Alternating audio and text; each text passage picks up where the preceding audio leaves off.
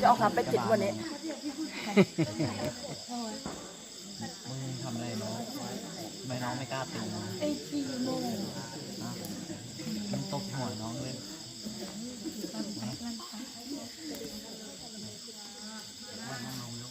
ดีๆนั่งลงดีๆ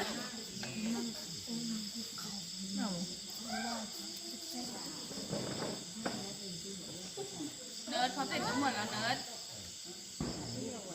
ไหนเนี่ยที่ไหน บอกเขาเสร็จกันหมดแล้วเนี่ย อ๋อ บุญเยอะบุญเยอะสมาธิใช้สมาธิฮะตั้งเทียนไม่ได้หนูก็เอาก้นเทียนจิ้มไอ้ตรงเทียนเล่มใหญ่อ่ะเห็นไหมมัน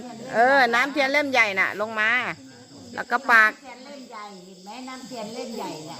น้ำตาเทียนน่ะเห็นไหมจิ้มตรงน้ำตาเทียนน่ะเห็นไหมเล่มใหญ่นะลูกเล่มใหญ่ๆน่ะ